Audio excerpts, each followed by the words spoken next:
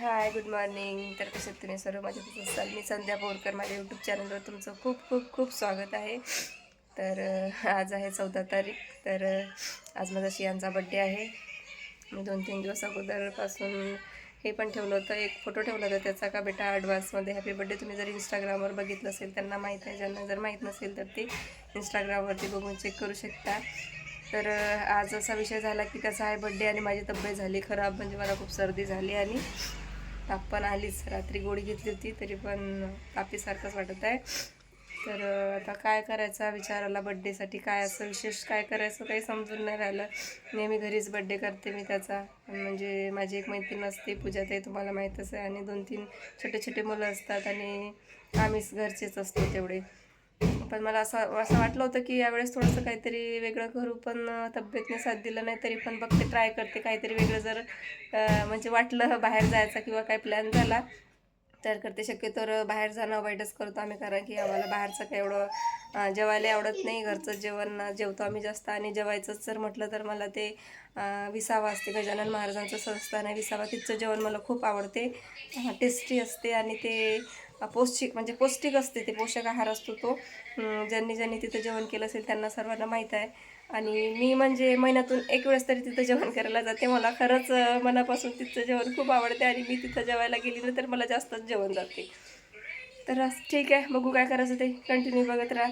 आणि माझ्या शौर्याला, सियानला सियानला खूप सारं प्रेम द्या तुमचं आणि आशीर्वाद द्या, बस एवढंच हवं आहे मला. तर बघत राहा कंटिन्यू. हाय. तर बघा, मी अशा प्रकारे डेकोरेशन केलं. म्हणजे पूर्ण मी नाही केलं आहे, त्यांनीच केलं आहे, मी थोडं थोडंच केलं आहे त्याच्यामध्ये.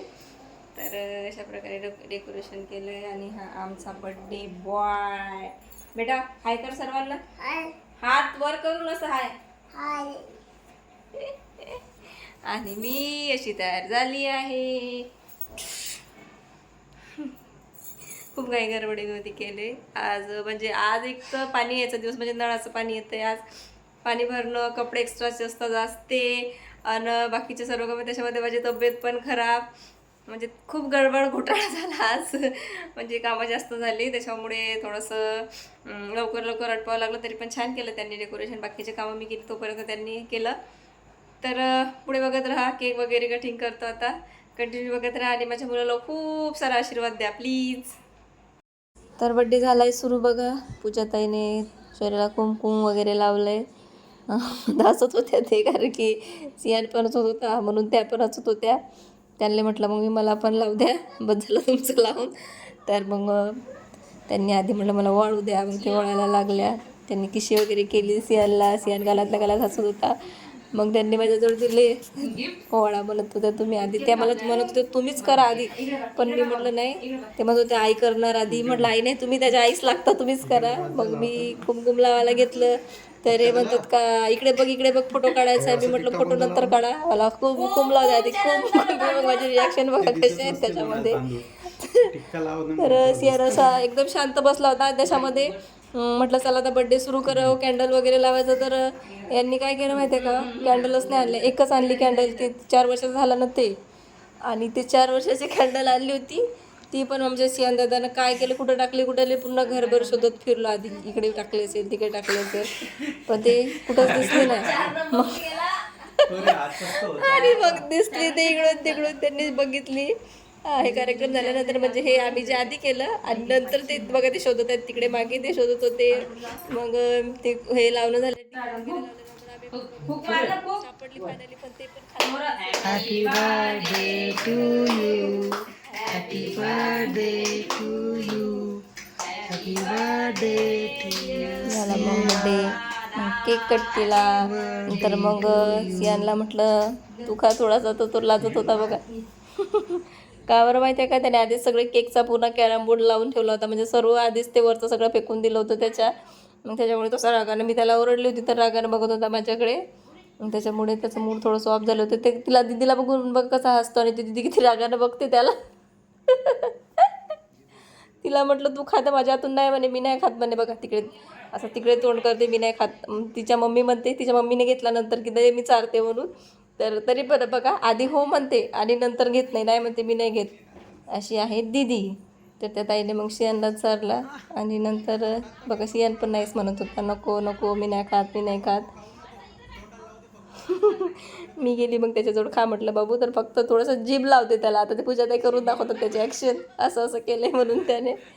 नंतर खाल्ला फायनली, थोडंसं खाल्ला त्यांनी. आणि नंतर बाकी जो उरला तो पूजाताईने दीदीला चारला. असा आम्ही हसी मजाकमध्ये बड्डे पार पाडला आणि झाला आमचा बड्डे. बाकी काय झालं काय माहिती नाही मला, माझं लक्ष इकडे तिकडेच होतं थोडंसं. शौर्याला म्हणत होती मी, हां किशोऱ्याला म्हणत होती थोडंसं तू चार, दादाला म्हणत होती, पण शौर्य पूर्ण गेममध्ये बिझी होता. त्याला फक्त गेम खेळायचंच पिसाळत. सियान पण झालं ना, थोडासा बड्डे संपला की लगेच मोबाईल घेईन आणि गेम खेळायला बसणार. म्हणजे लोकांना असं वाटते काय बाईजवळ 24 तास मोबाईल असते, पण माझ्याजवळ मोबाईल नसते, मी तेवढे रील काढायपुरताच असते. नंतर मग सियानजवळ थोडा वेळ, नंतर शौर्य स्कूलमध्ये जातो, स्कूलमधून आल्यानंतर थोडा वेळ बघतो, नंतर खेळतो, नंतर परत मोबाईल घेतो. म्हणजे त्याचं होमवर्क पण मोबाईलवरच येते, मग तो होमवर्क पण त्या मोबाईलवरूनच करते. नंतर त्याच्या पप्पाजवळ असते थोडा वेळ, त्याच्या पप्पा फोटो काढतात बघा. पूर्ण ब्लॉगमध्ये कुठंच दिसणार नाही ते फक्त फोटो काढत होते. आणि ब्लॉग शूट एंड झाल्यानंतर मग ते त्याला केक चारतील, त्याच्याजवळ जातील.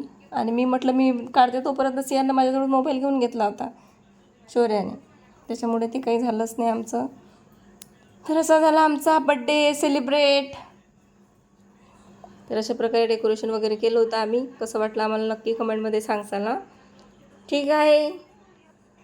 तर झाला बघा बड्डे सेलिब्रेट केला आम्ही. पूजाताई वगैरेचं आम्ही एवढं चाललो होतो आणि घरीच केला आहे बड्डे. सकाळी काही दुसरं सांगितलं होतं पण ते कॅन्सल झालं. तर कसा वाटला आमचा ब्लॉग कमेंटमध्ये नक्की सांगा. आणि ब्लॉग जर आवडला असेल तर लाईक करा, कमेंट करा आणि जास्तीत जास्त शेअर करा. आणि असंच सपोर्ट आणि प्रेम पुढे पण राहू देत. तोपर्यंत बाय, टेक केअर, काळजी घ्या. Thank you so much.